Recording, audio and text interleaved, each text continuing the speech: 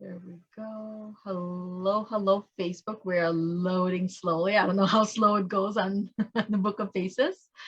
For me, my screen on my Facebook, like the what is it called? The website is still loading slow. It's probably just my slow computer. Um, so today I wanted to start off with. Actually, let me just start recording. That's how we'll start off, and then we'll go right into that. So we're not missing anything.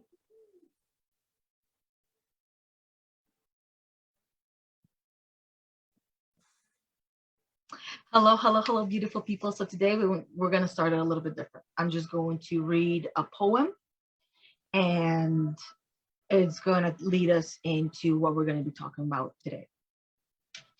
I am fear. I am the menace that lurks in the paths of life, never visible to the eye, but sharply left in the heart. I am the father of despair, the brother of procrastination, the enemy of progress, the tool of tyranny.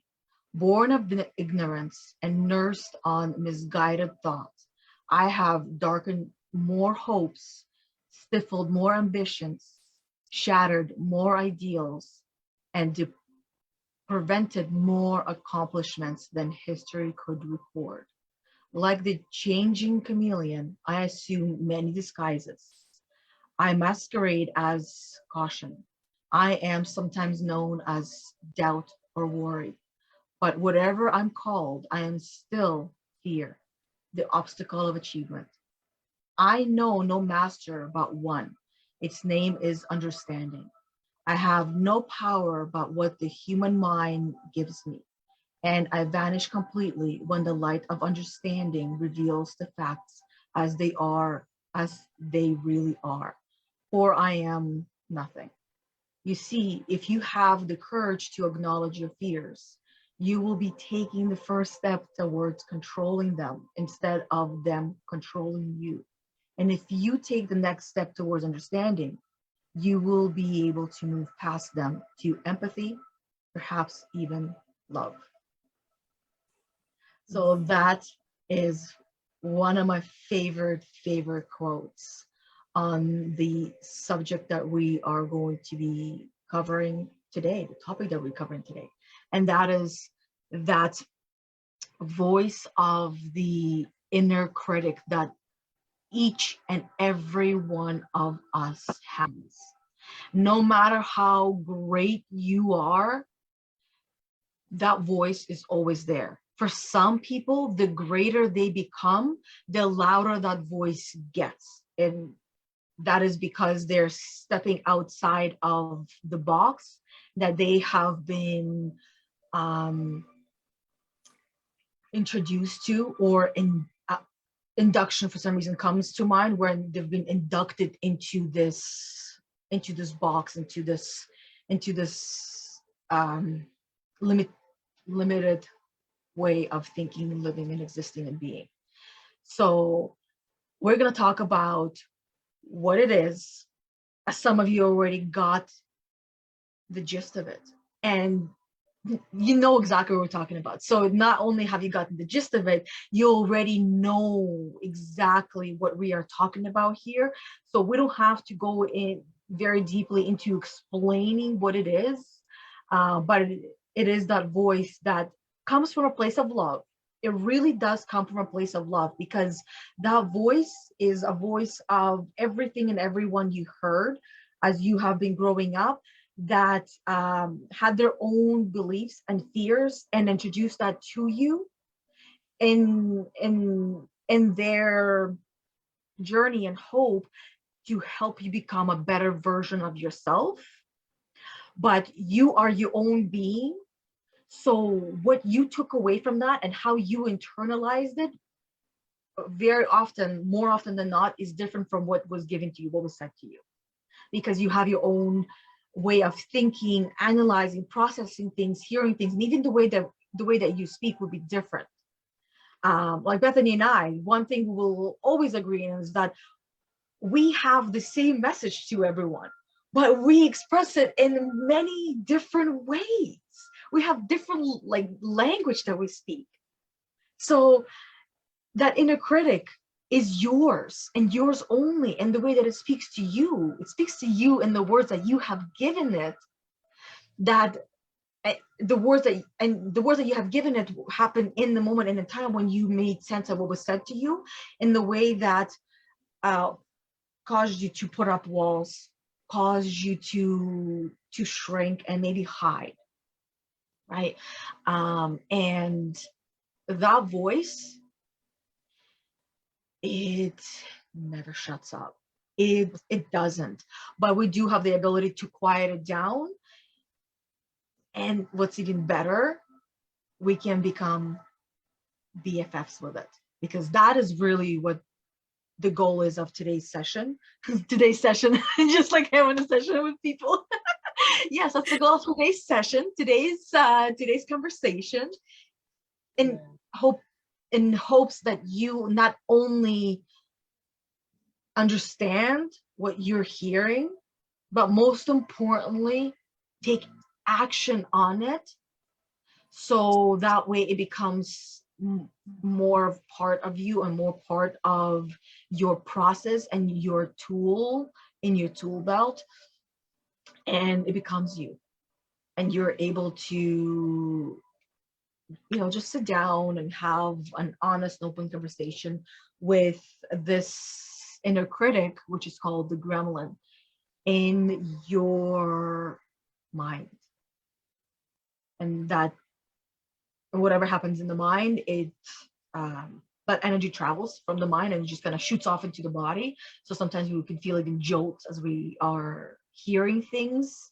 I know I was feeling those jolts when I was reading parts of this poem, that like it just even give me chills at a point, because it just, to me, that is a visceral memory. Something I've gone through and I've healed through, but it's always going to be there because it's part of me. So Bethany, I know you have gone on an incredible self-healing and discovering and development journey yourself. And most importantly, with this entity, if you will, because it's sometimes it is easier for us to take that outside of ourselves and see it for what it is. That it's not us, it's part of us, but it's not the real us. It's not the real me. It's not the real Bethany. It's not the real you. So Bethany, honestly, the floor is open. Start where you want to start and share your journey and okay, whatever comes through for you. Go ahead. All right. Well, I did my research. No, I'm prepared. And plus, since like you were saying, this has been a beautiful journey of mine, and a healing journey. I have a lot of medicine for everyone that I want to share. So the gremlin, the inner critic, my friend Gretchen. I have named my inner critic, my gremlin, because like you said, it helps you take it outside of yourself so you can analyze it, have awareness, clarity for it in a different way than like being like, oh, well, this is me. And then because I feel like when you do that, you're just going in a cycle of feeling like the victim and being down on yourself. And if you could take your gremlin, your inner critic, and move it to a side of being your friend, it is the most powerful and transformation that you could go from. And I say this because I experienced that. So when I first met Gretchen, my gremlin, she's very mean. She's mean. But she was hurt. Something I like to remember, and like a part of a definition for Gretchen, for the gremlin, is that, the voice is telling me to play it safe. Don't take a risk. Take the safe road, to compromise your life by being small. And yes, that's in a way a good thing, because it's like your flight response, and like a fight or flight, it's your flight. And it's the job of your gremlin is to keep you safe ultimately. And so there's that good intention behind all those messages, but they're a lot of the times very hurtful messages. It's that message of, well, you're just not good enough. But that is 100% false. Because I like to go through the thing of, well, is that true? And really thinking about it, is that absolutely true? No. Like, but how is that thought making me feel? Is it making me feel like I am expanding, or is it making me feel drained and like I am a victim? I'm playing small. And so then I can question it and I can reframe it instead of staying in that downward spiral where it's just poor me. I don't want to do anything. I just want to lay in bed all day. I just want to sleep. Like, no one listens to me. There's a lot of messages that I've come to light, that I've had come to light, and that were messages that Gretchen, my gremlin, was like holding on to, and was very hurt by those messages, because in these things, they were important to me. And so my inner critic was telling me all these things that I've heard, that I heard from other people, that I've heard from myself, and just trying to keep me safe. But in the long run, it never really helped keep me safe. So I was able to go on a journey of helping to heal. And what I mentioned was the reframe is like, with you're not good enough, I am more than enough. Like, I have enough, I am enough, I do enough. And I have some other messages that I wanted to share because they might hit home for some people on your gremlin message. So one of the earlier messages was, you aren't good enough. And so the message, you're more than enough. And then I'm too sensitive. No, you're an empath. If you feel like you are too sensitive, and Yana, you do great at explaining what an empath is. So if anyone has any questions, reach out to her. But you're an empath. You feel things on a deeper level than most people. So the sensitivity is actually a good thing. And it's not something to be like, oh no, I don't like you, because it's helping you have more connection and have more compassion and understanding. And then you can relate to people more and be more open-minded and hearted. Another one is, you don't bring money to the table. Me being a homemaker, stay-at-home mom, I do stuff for the shop, but I don't have that steady stream of income that comes directly from me.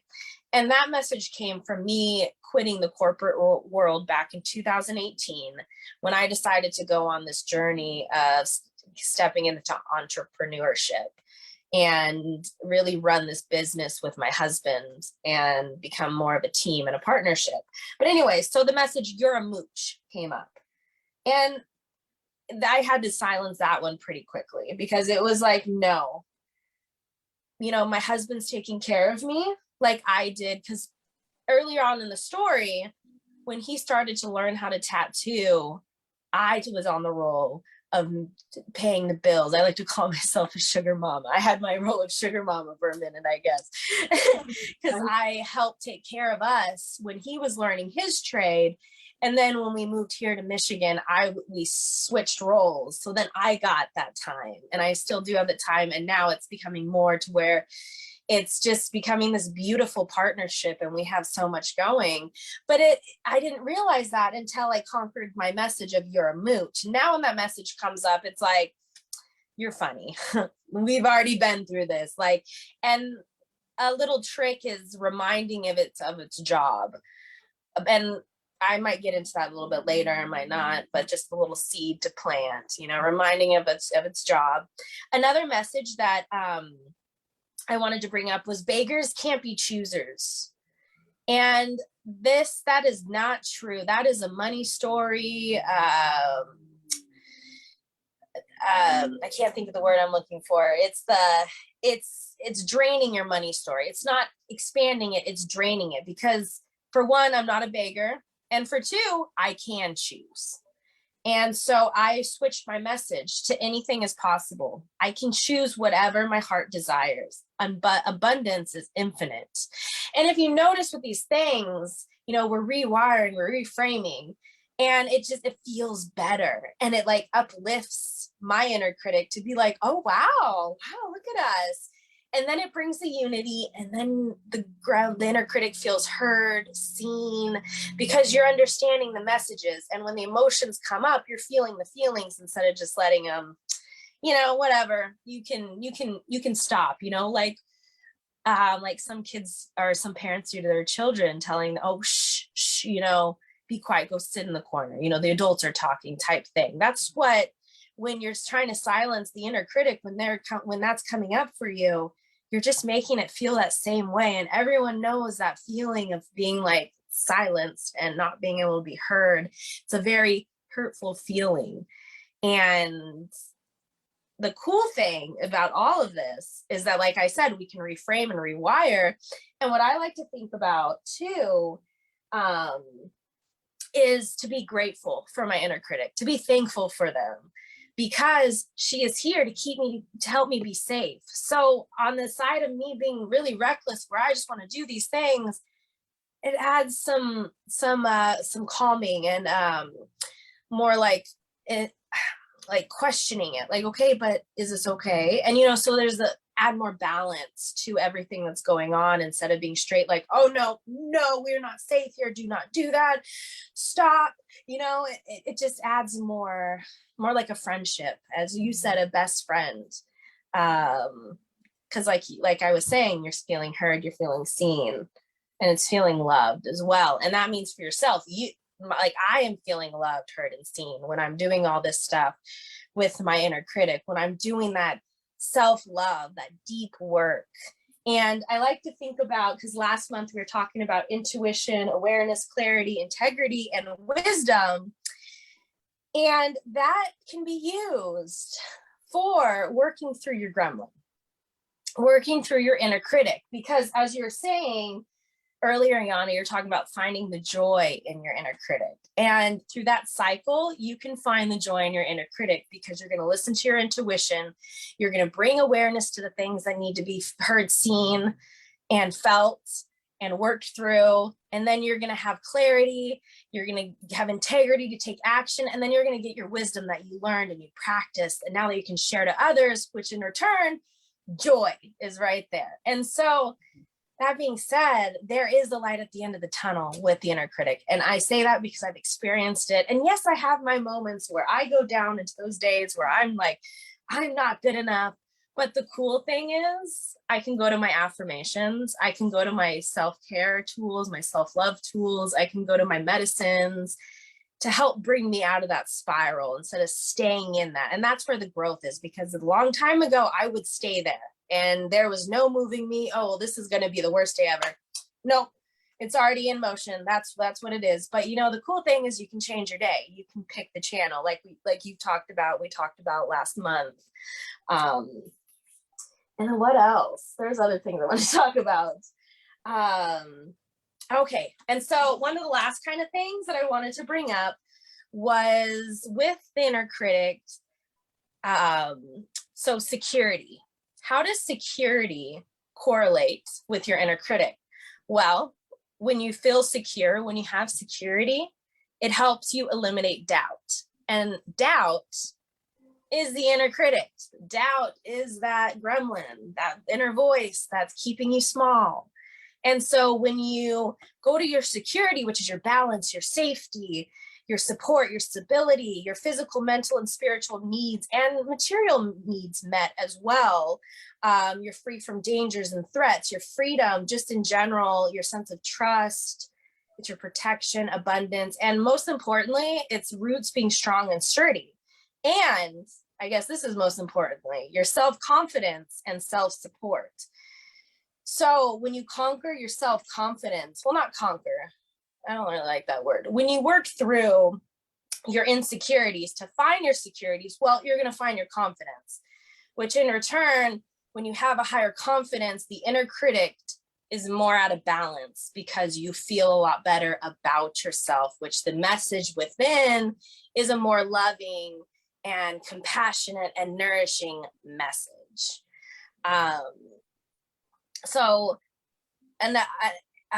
Start small. One step at a time. Don't try to do it all at once. Just find one one message, work on it one at a time, because I have a page front and back full of messages that I found throughout the years. And so they're always still coming. I always get new ones. That beggars can't be choosers was one that came to me back in February, and I'm working through it, and I've worked through it pretty well, but there's still times it comes up, which is normal. Healing is messy, healing takes time, but healing is just a beautiful frequency. Growth and healing flows every day to us. This allows our roots to be strong, and then in return, it enhances our well-being. And then that strengthens our insecurity, or security, not insecurity. Sorry, it kind of sounded like I said insecurity, but that strengthens our security, which helps with your inner critic, like I was saying. And real quick, I have some affirmations that I would like to say, to tell you guys that could be your armor in a way, your tool, your medicine. So one is, my roots are strong. My balance is calibrated with the all over well-being that radiates stronger and stronger with my self-love and care practices. I am more than enough in all ways. I matter and am important. I am free to be me and shine bright. I got this. I belong.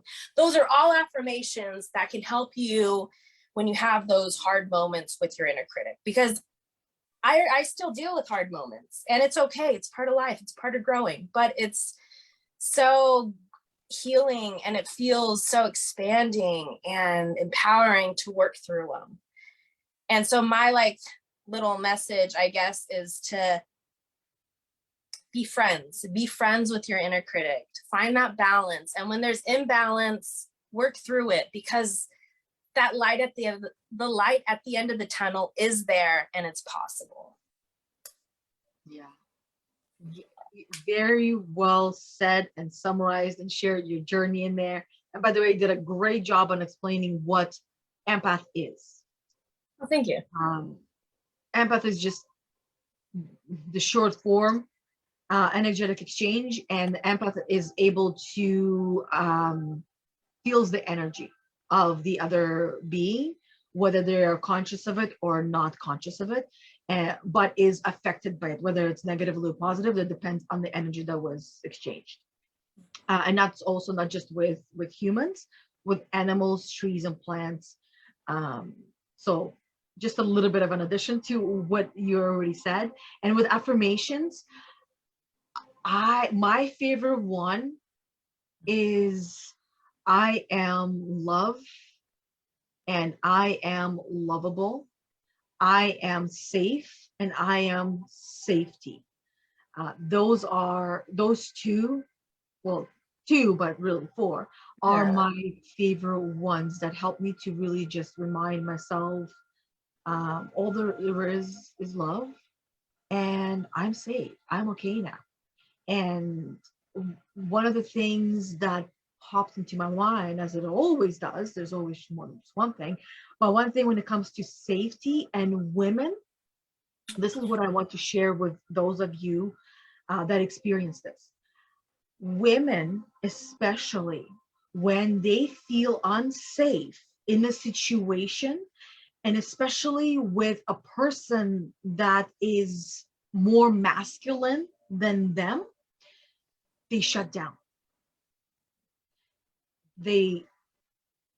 For me, the way that I experienced it, what I call the blackout. I would black out, and it's fight or flight. And that's why I would black out, not fade and black out, but black out in my mind, where I can't think anything. I can't, all I am is feeling, and I'm feeling terror in my body. And it's nothing crazy, nothing gigantic. There's no saber-tooth tiger. There's nothing like that. For me, it could be a simple confrontation that caused me to feel that way. And when I say simple, I don't mean actually simple. It's simple to most people that would say, oh, that's nothing, right? And that's why to them, it's, oh, simple, you should be able to deal with that. But for me, it was not simple. Any confrontation that, that basically pointed a finger at me caused me to go into my shell and retrieve, because I did not feel safe. So if you're there, there's hope, and it's not permanent. Nothing is permanent. Just wanted to put that out there. And then Bethany, you also mentioned finding joy in any moment. So what we were talking about, that was actually off camera, which I'm glad you brought that up, because this will be a great moment to take this opportunity. So what we're talking about is that I did a live video, and Bethany watched it, and she told me, she goes, "Oh my God, Yana, I just wanted to congratulate you and say that I've just witnessed how much you have grown yourself, because when you were talking about the loss of your twin girls, those of you who don't know, when I was 22 years old, I lost identical twin girls at 5 months of pregnancy. And it was one of the most difficult and horrifying times of my entire life, because prior to that, I have not really experienced death and never been even at a funeral or anything like that. So it has taken me about 13 years to get here, right? And I say about 13 years because it's 2008, November is when they passed. So it's been 13 years in November, and I'm able to talk about it. Yeah, there are moments when I talk, and it depends on the energetic exchange and who I'm talking with, because if they are feeling a lot when I'm sharing it, then I will take what they're feeling and they will go into me, and then my own stuff will come up and they'll just multiply, and I will cry. So I'm still able to cry. Don't get me wrong. I'm not heartless, but I'm able to talk about it.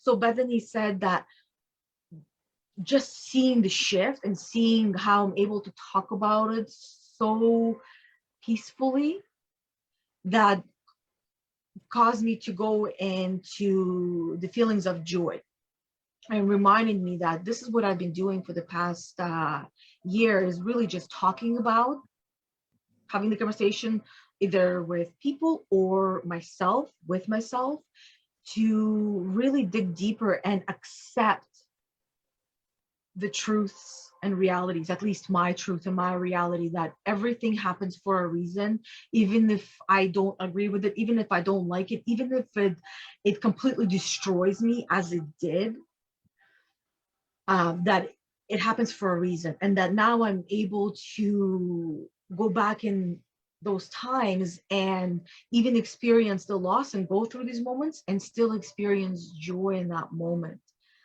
which I never even imagined was possible.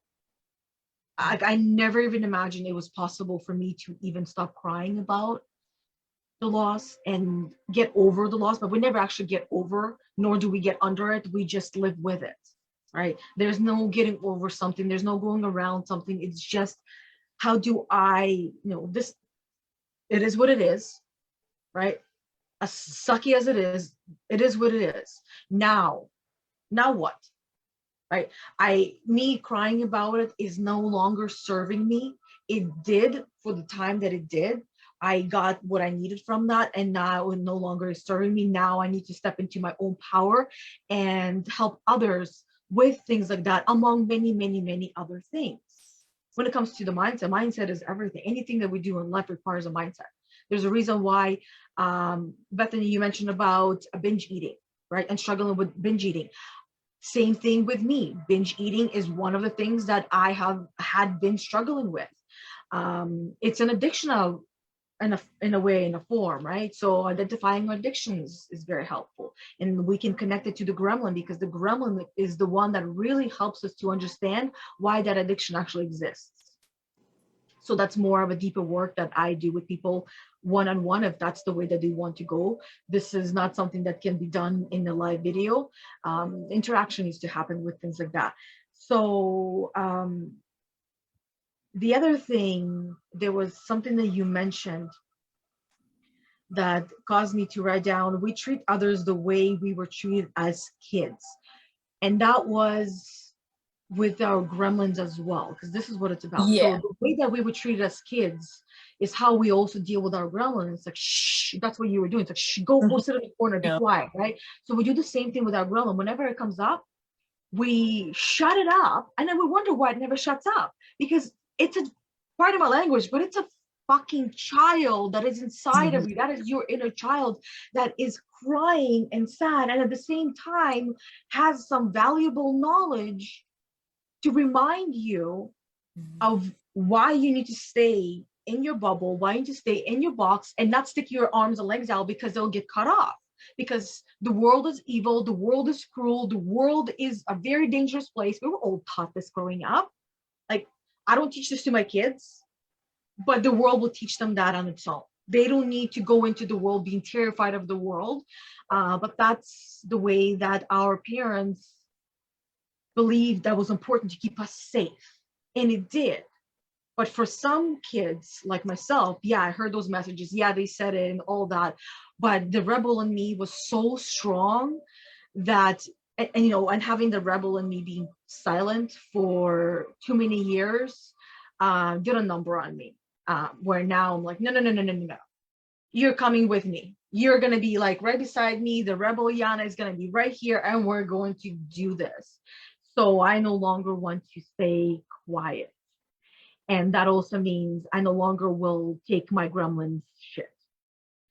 My gremlin's name is Tiny. So now this is a great opportunity for everyone to pause and give your gremlin a name. By giving our gremlin the name or a name that just resonates with you. For me, it took me a while. I had one name. It was just kind of simple. I couldn't think of anything. But for me, it needed to be a little bit deeper. So that way, every time I say my gremlin's name, I know where it's coming from. So that's why it's named Tiny, because this is what I'm 5'11", and my whole entire life, I've always been picked on and poked at and probed and, you know, laughed at as tiny to this day. But I've learned to not give a fuck. I am the way I am. My daughter is about 2 inches taller than me, and she's 12 years old. And I get really excited that she's growing. I'm like, oh my God, my neck is going to hurt, not only by looking at your dad, but also looking at you soon, right? But I've learned to talk to my gremlin in a nice, loving way. And yes, of course, there are moments when I want to say my immune system is weakened, when I don't feel the greatest. And then that voice is speaking to me, and I'm too tired. I can't deal with you. Please fuck off. And she doesn't, right? Because I'm compromised. So this is when I then remind myself, okay, if I was your client, what would I do? What would you tell me if I was your client? I would remind you of the tools. So what are the tools that are at your disposal that you want to use right now that involve the least amount of energy? Go sit down and just breathe. I call it take 5. Just take five deep breaths, and then move on with the day. And it really helps me to just center and ground myself. So giving the gremlin a name is one thing. And then following with, give it a job. What do you want your gremlin to do? Because right now what it's doing is it's keeping you small. It's telling you what you're trying to do is never going to happen. It is that inner voice that tells you in one way or another that you are not good enough. So hearing in all the different ways, shapes and forms, and illusions and realities as well of how you are not good enough. That's the job that it's right now doing. And if you don't want it to do that job, instead, what do you want it to do? Do you want it to be your preacher? Do you want it to be your teacher? Do you want it to be your cheerleader? Do you want it to be your chauffeur? Do you want it to be monkey? I don't know what you want it to be, because it is kind of like the chattering monkey. What do you want it to be? Give it a job. And then whatever it's like, I was going to say we all have employees, but no, we don't. We all have an experience of an employee who, you know, they always like, they have a job, but they think that they can do this and this and that, and they step outside of line. What needs to happen with that employee is the same thing that needs to happen with your employee, right? That's why we all have an employee. That's why that thought came through. We all have an employee. the gremlin is your employee, so treat it as such, but in not in the boss way, not as a boss, but as a leader. There is a difference. Don't like tell it what to do. Be nice and gentle with it because it is your inner child, and you got to treat it with such loving and respectful way, because you are actually talking to a part of yourself. So talk to that part of yourself that you wish everyone talked to you and different parts of you in that way. So it's very this. I can't stress this enough. Gotta be loving and gentle. And then whatever it steps out of line, just remind. It's like, hey, I know we talked about this, and I know it's okay. We all forget sometimes, but you're not doing your job. You're going back to the old job that you no longer have, that no longer exists. That position has been eliminated. So I really want you to go back to doing your new job because you've been doing an amazing job with it. So please, can you go back to doing that? Like, can you see the power in talking to yourself, to that part of yourself that way, that is really just like crying and saying, please love me, please, please keep me safe, and I'm trying to help you here because I don't want you to get hurt because I love you so much. That's where that voice is really coming from. Everyone that said that to you had those intentions because they're such loving intentions, but they didn't know how to say it in the way that you would hear and internalize it in the way that you would. They said it in the way that made sense for them and in the moment. But the rest is really history. And what do we do with history? We'll learn from it. So learn from history, apply it, and move forward. This quote from Gay Hendricks is really great. Many of our fears are based on the workings of the ego, the part of us that focus on getting recognition and protecting from social ostracism. And my question is to you, Bethany, and I'll read this quote again, just so the way it's like really fresh. What do you hear when in this quote? What is this quote saying to you? So I'll read again. Many of our fears are based on the workings of the ego, the part of us that's focused on getting recognition and protecting from social ostracism.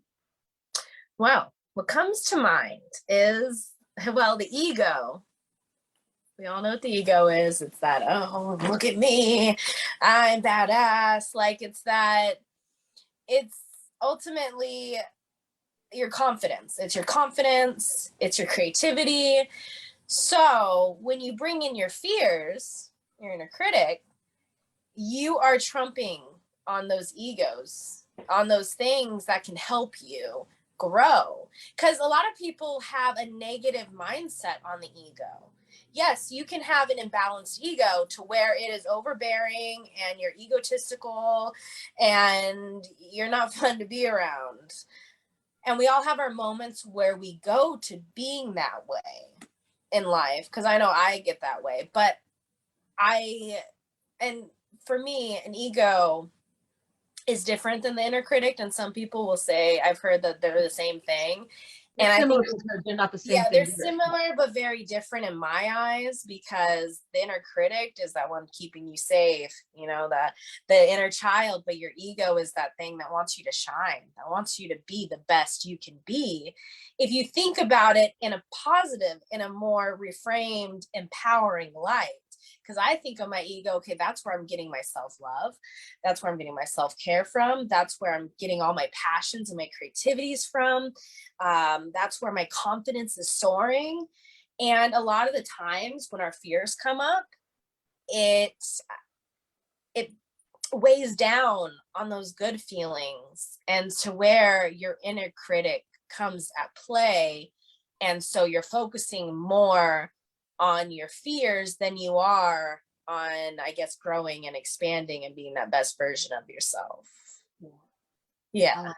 Great way of explaining. And there's one question that just kept popping in my mind because I've heard this one before.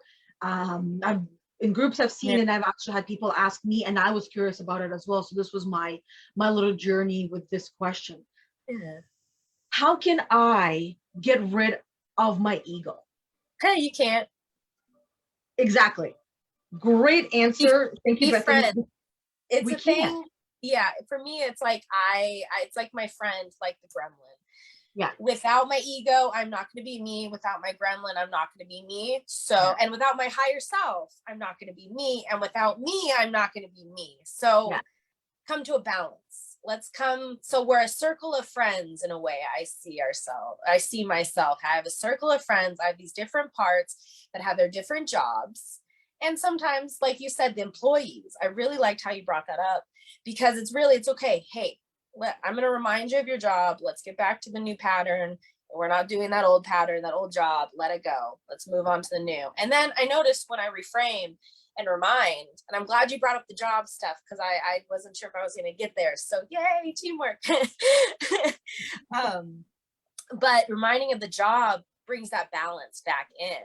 And so I strive to have balance with all my parts, with all of me. I strive to have unity. And that's also in my yoga journey as well, because yogi is unity. But yeah, so to the answer to your question, you just learn to love on it and find a balance. Don't let it get too extreme, but don't let it get too low where your inner critic is the one in charge, So find that in between, that neutral. Great way of tying in all of the employees, all the parts of ourselves as a unit, as one. Because here's how I'll explain how I understand that the reason why we cannot get rid of the ego, we cannot completely get rid of the inner critic, we cannot get rid of all these parts of ourselves, because if we did, we would just become pure energy. Like, if you want to exist as a human, you got to embrace all these different parts, because by eliminating them and getting rid of them, you are no longer human. You become a beam of light, and you shoot off to the next journey that your soul, your spirit is on. That's how I understand it, is that all these parts are you. They're part of your consciousness. And by separating this part, you can't fully separated, because in order to eliminate these parts, enlightenment happens. And the way that we reach full enlightenment is when we cross the veil to the other side. That is when we are fully enlightened and fully see all that is the truth, right? But on this side, while we're here, we cannot. Some of us have the ability to see or sense things on the other side and just know. But like we were talking about wisdom last week, it is part of the wisdom as well, seeing past the veil, but not crossing it, because crossing it means that you are no longer here. But then there are also people who are able to cross it and still be in this physical world, because they're mentally crossing it, right? But there's also the dangers of not coming back. Because you can get lost in the mind, essentially. And so that's why we can't separate parts of ourselves. So right now, the soul came to mind, because a lot of us, our soul is hurting, especially in the world that we're living in right now, that is causing a lot, that is targeting our soul. Like, our soul is being targeted. Our soul is being targeted to hurt and be in pain, and because there's power in that for others. So what happens in the process when our soul is in pain, when our soul is threatened, it finds a place to hide. Not the whole entire soul, but parts of it find hiding spots. And we've been doing this from the moment that we were born. Every single human being, every time there is fear or trauma or a massive stressor that comes into our life, a part of our soul often goes and protects itself and hides and shelters itself. So when we start doing this spiritual work on ourselves and retrieving parts of our soul, it is important to make sure that we heal each and every part. And another way how to explain it is with what Bethany you were saying before, how you're working. I forgot what you said. What you are working right now. You've been working on it since February, Well, and beggars can't be choosers. The limited or the exactly. yeah.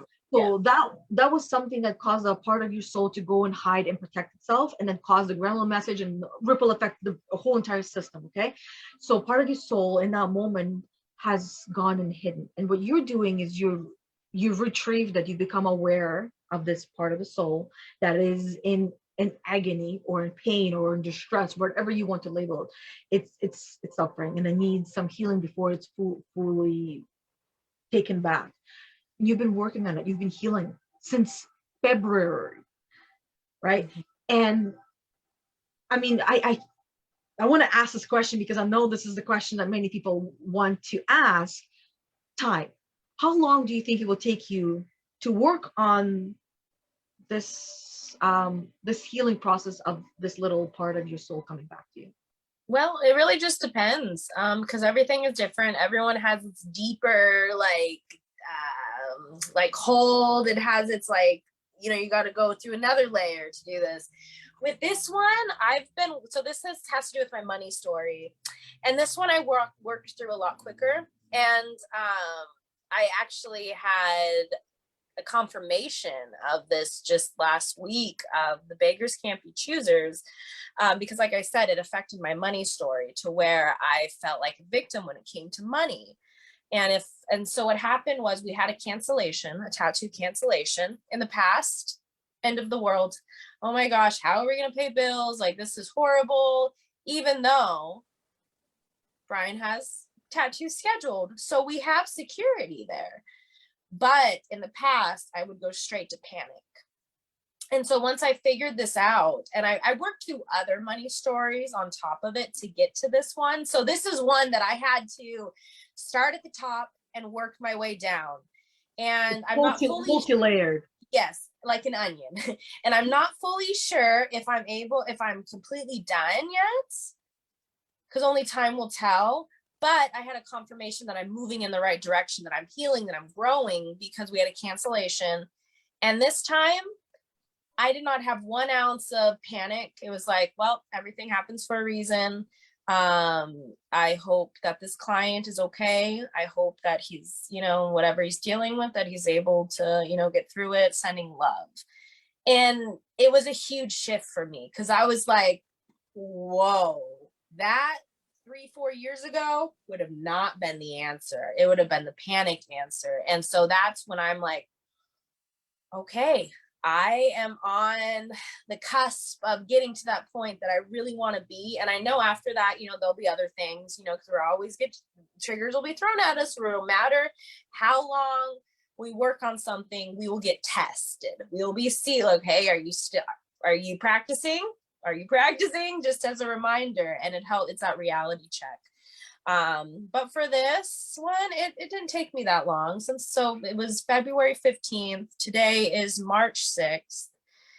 So it's been not 2 months yet. And I have I feel a lot of growth and healing. So this one was a lot quicker. Now, other ones that I've had in the past have taken me months, years to go through. So it just depends also on the severity of the trauma, the trigger, what the message, really, the gremlin message, how strong is it? So that's ultimately, and it's all up to you.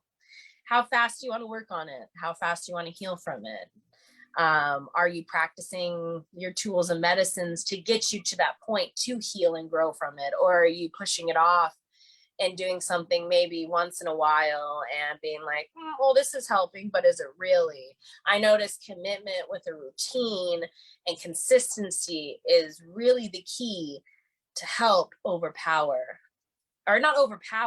but help silence and help bring balance to ultimately one of your best friends, which is the critic, the inner critic. And also the ego is one of my best friends too.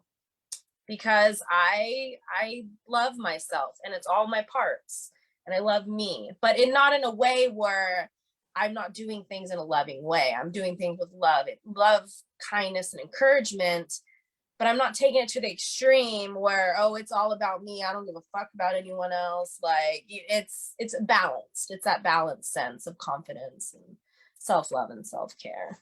Mhm. So what I heard you say was that there is no time guarantee on how long it would take to heal through something. And especially when it comes to working through something, healing through something, whether it's Right. part of our soul, where there's something actually really happening in our life, right? We can't put a time limit on that. So my next question is for you: what has helped you to work through these things and to be able to get to a place where you're able to work through them a little bit quicker than you did before? Well, the affirmations, reframing. So like doing that exercise of, and I like to call it self-assessment. So first checking in, well, what am I feeling right now? What do I need? Okay. See where I'm at. And then address what comes up for me. And then I do a self-care tool or whatever comes to mind. So a lot of the times it will be like Kundalini yoga, or maybe going outside into nature. Gratitude practice helps. Doing a grounding practice. One that I love doing outside is taking my shoes off, my socks off, and just walking around on the ground. And then doing like a walking meditation with it, just enjoying the beauty, enjoying all the patterns of nature around you. That one helps me a lot. And if the weather is bad, I'll still go outside. Maybe not take my shoes off if it's snowy, but I will go outside. And I noticed that one's a big one. Journaling is huge, because I'm able to get all the chatter out and I'm able to organize it to a point where I can reframe and rewire. So journaling, yoga, meditation helps too, nature, affirmations. A new one is dancing and singing, just having fun, playing, like, getting my mind off things. And then reminding myself that I'm loved, or going to a loved one and being like, hey, I'm having a hard time. Can you help me? And a lot of times that's all you really need. You just need someone to hear you out. And so going to someone, whether it be your husband, your best friend, your sister, your mom, your dad, whoever is that person that helps you find comfort. And you can even do that with yourself if you have that comfort with yourself, which I do a lot of the times. But my go-to are you, Yana, Brian. Those two of you are like self-explanatory. I feel like, but viewers not necessarily knowing that, but Brian and you are the ones, and then myself. That's where I go to a lot of the times. And you want to have a person that you trust and you feel comfortable around. But just real quick, I think those are some of the main things that I noticed helped. One last thing, a cold shower, cold water therapy has helped a lot too, because it helps me bring me to my present moment, helps me be grounded, centered, be right here. And then that helps me with my reframing process as well. Yeah. All of the things feel like they remind me of something Tony Robbins says, which is change your physiology. Yeah. And what that means is move, do something different. If you're sitting in your office chair and you are completely miserable, get up, just stand up, move the chair somewhere else, sit on the other side. God, if you're like me, roll around in that chair down the office line, back and forth, and just spin around. There's gonna be people who think, oh my God, she's weird, she's crazy. And there's gonna be people like, oh my God, can I join her?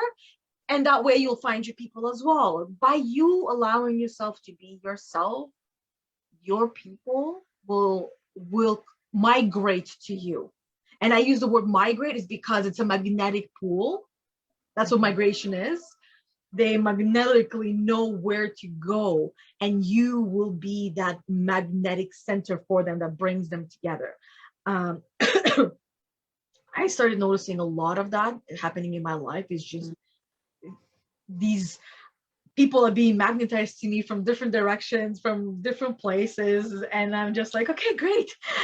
I gotta now put a pause on this and on that so I can do more of this, because to me, I love communicating with people. I love talking to people. I just love talking in general. But changing your physiology, like you were saying, going for a walk, what I and dancing, and what I would add that I do is I know I've mentioned it before. Some of you might have already heard it. If you haven't, this might be for the first time. Whenever I feel anxious, whether it's I wake up in the morning I feel anxious, or whether it's something that caused me to feel anxious, I pump my chest. And what I mean by that is I do a push-up, or I do like a plank dance that I do, or I just go like this with my arms, just move them around, right? Or I dance like an idiot, going like this, right? I just dance however I want. And again, I just caught myself saying a negative word about myself, like an idiot. And I check myself and I remind myself, I'm not one, so why would I be using those words? Because those words are not me. So I need to take them out of my vocabulary. So you guys get to witness me taking things out of my vocabulary as well. I did the same thing in my live video that I did today as well. And I was talking about money stories, money blocks, really. And most importantly, how our frequency and our vibration attracts like things that we are vibrating at. This goes well with everything here as well. So if your gremlin's voice is so loud and it is debilitating, or makes you feel handicapable, like it did for me, that was the word that just kept coming into my mind when I wasn't able to really even take care of my personal care needs. You know what I mean? I didn't even want to brush my teeth. I entirely stopped taking care of myself, and it just found myself in a worse place where I was before. And I'm able to go in those times and experience joy in that, because I know, like, as much as it sucked, I look back and I loved those times because they brought me here. They gave me these experiences and these awarenesses, because without them, those experiences, I would not know what I know now. I would not be so obsessed by continuing to dig deeper into this rabbit hole that is called the human mind, the human body, the human existence. And it is a rabbit hole that is so deep, guys. There's a reason why scientists still are trying to figure out the brain, right? And I'm trying to dig in that hole. And I know for me, it's going to be a lifetime of digging in that hole and continue to dig new treasures. But those new treasures, oh my God, it's like the golden nuggets.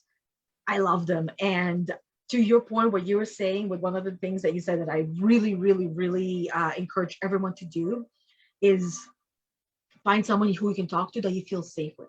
Safety is important. Back to my point, especially women and men as well, but women especially, it's almost like a primal thing for women to just shut down when she feels unsafe.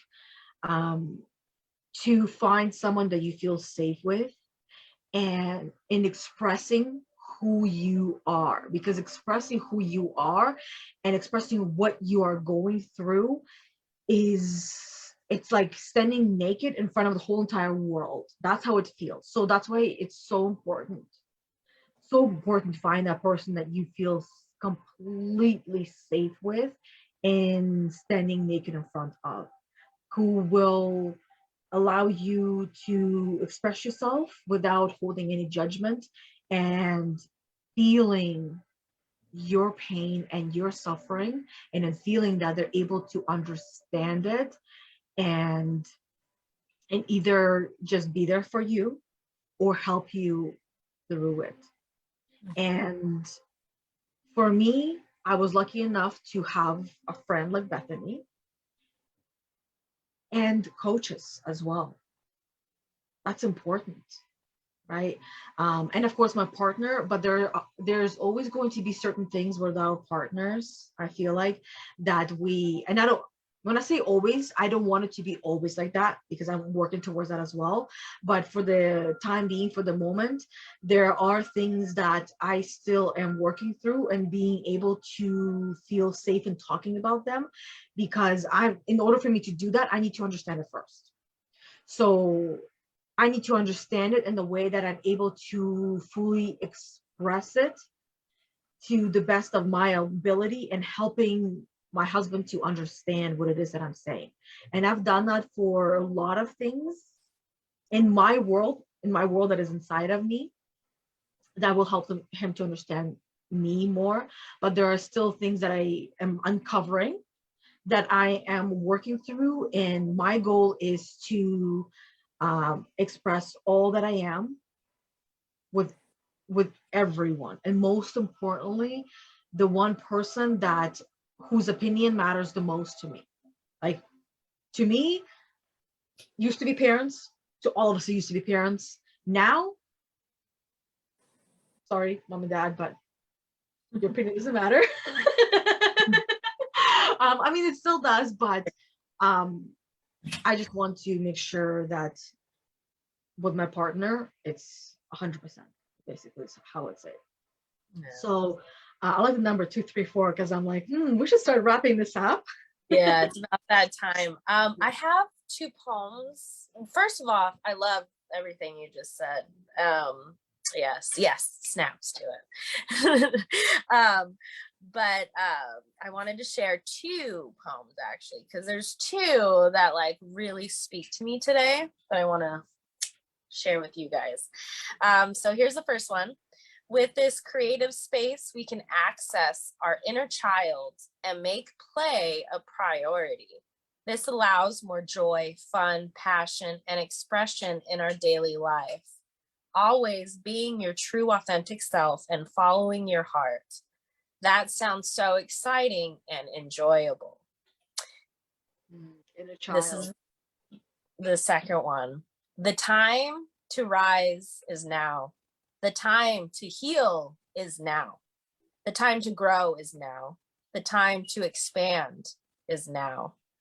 Feel those feelings as they are flags to help you pay attention to the inner world. Start now. Make your unique self a priority. Light the inner passion. I love the now part, because we all know this reality. Some of us are consciously aware of it, at least in moments, or maybe longer than moments. But the only time that really exists is now. I want you to really, really think about it, that the only time and the only moment that ever exists is now. The past does not exist. And the only place that the past exists is in your mind. So if it only exists in your mind,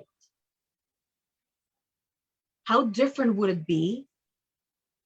How different would your present moment be and your future be is if you went in there and tweaked it a little bit to make it the moment that you actually wished you had. Like I was talking about before, where I've had conversations with myself, as I call it, meditation with myself, with the passing of the twin girls and the things, getting myself to fully embody the understanding and the journey, and changing it to the one that is. There are, of course, still some moments in my memory that I'm working on, because some moments they take a little bit longer to work through, but to work on our past in the way of it only exists in our mind. So if it exists in our mind and we can we can create and be and do anything that we want, then why not go and essentially rewrite the past? I know, Bethany, you and I have done that work, where you have gone and done that, as I have. And the power that holds, I can't tell you what it is. I really can't tell you what it is, because what it is for me would be a little bit different for you. But the key point of this is a massive release, a release of, pardon my language. I don't know why I still have to say pardon my language, but that's the gremlin telling me, be nice, be polite, pardon my language. But now I lost my train of thought as I'm like explaining my pardoning. What was I talking about? It's fire trucks. See, where the mind is like so miraculous. It has like so many different pockets of thoughts that if I tap into a different pocket of thought, this pocket kind of just like, like those mushrooms in the forest that if you step on it, the puff comes out and the mushroom is no more. That kind of what it feels like with his thoughts, and I'm like, oh my god, it's so annoying. But because it just goes into the next mushroom and it's like, ooh, the puff. This was fun. Yeah. So good distracted. Because it was in the moment of the now, because now is all there is. And I mean, that moment right now is the puff, right? You step on a mushroom and poof, it's gone. Mushroom is no more. So going back and changing it to allow us to experience that memory in the now in a positive way, instead of the way that we had been experiencing so far, which it was not meant to be that way. Because if I like to, when I'm talking about diving deep into the human mind and the human existence, it also means tapping into the other side a little bit, and knowing that once we pass, that's why I said, enlightenment happens when you cross on the other side. When you're fully enlightened and you're aware, and all the other parts that are considered to be negative in this human existence right now, they're gone. That when we are there, what we would want from our loved ones is all the goodness of this world. We would not want them to be sad. We want them to be in pain and suffering. So why is it that, when our loved ones pass, we are in pain and we are suffering? We're not celebrating life, and we're not even celebrating death, because those two are actually meant to be celebrations of the beginning, right? We celebrate birth. We forget to celebrate life as we're living it, and then we don't celebrate death. Pardon my language, but what the fuck? Like, what happened that we forgot that? Not that we forgot, that we don't even think about the end, and we really just focus on this is it, and then we're miserable, we're feeling the pain. Yeah, we're meant to feel the pain, but we're not meant to become the pain. We're meant to use that as fire, as engine to go forward. That's what it's meant to do, and to then celebrate life. There was something I read about birds, how the reason why birds sing in the morning is because they're singing to their partner, saying, being so grateful and happy that I am alive. I survived the night. I am here. Let's sing and be joyful about it. Why can't we be more like birds? Right? How different I love birds. Yeah. I love birds. Like, open the window and just listen to them be happy and joyful about being alive. Yeah. We do the same thing every day, to just sing, whatever that means to you. Singing doesn't necessarily mean using your voice. Singing means just letting your body sing, whether it's dance, walk, whatever it is. Maybe it's journaling, maybe spinning, whatever it is, right? Sing your heart. Maybe it's sending a message to your best friend. Maybe it's reaching out to your coach and saying how awesome you feel today. Maybe it's reaching out to your mentor. Maybe it's reaching out to a friend that you've been wanting to connect and just chatting with them and seeing how, how they're doing, right? And Yeah. how can you help, because you have this, because you're an overflow of energy, right? We've talked about this before, where when your cup, don't give from your cup when it's half full or half empty, however you look at it, but fill your cup and then give from the overflow, because from there you just that's abundance, when you just have more and more and more, and it'll continue to overflow. So give from there. So this is a long enough of a closing with your quotes, Bethany, with your poems, and the now just really, this is what I've been hearing lately, as you can hear, as you can tell. Yeah, no, it's awesome. It connects more with our topic, and it just adds more to the beauty. So I appreciate you. I appreciate everyone that's listening. Thank you for supporting us, and thank you for being here. And yeah, I'm excited for next week. And thank you, Bethany, most importantly.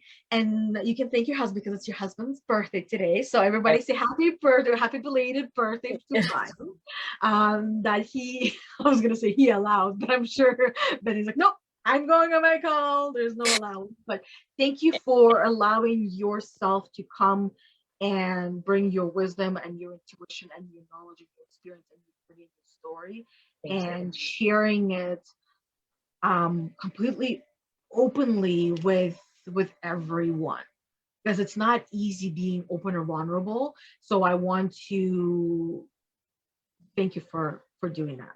Yeah, thank you for you too, because you do the same. And we're just here sharing our experiences, our medicines that we've learned, so we can help other people go through their awakening on a much faster rate, and to where they can learn, where everyone can learn from, and then be their courageous, magical warrior unicorn self that they can be.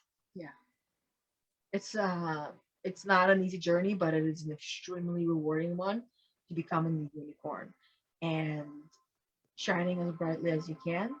And unicorn just means your true authentic self that continues to become a better version of yourself. That's what we do ourselves, and that is what we bring to the screen, to your screen here, every Wednesday at 1:30 p.m. Eastern Time, live in Empathy Unicorn Academy group is where you can find us, and then later uploaded to the YouTube channel of Empathy Unicorn Academy. Otherwise, thank you, everyone. Thank you, Bethany. Please share this message with someone that you know can benefit from this information, because this needs to find a way to them. Yep. And you probably know who it is. So send it to them and do a little balancing dance, as I like to call it. This is like the scales. Yeah. I'm trying to find the balance in life. Yeah. So I'm trying to find your balance in life. And we have our team mascot, Ramsey. Yeah. There you go. Waddling away. Thank you. Go enjoy the rest of your birthday with your man. I will. And until next Wednesday. See you next Wednesday. Thank you, and I appreciate you. Bye, guys. Thank you. Bye.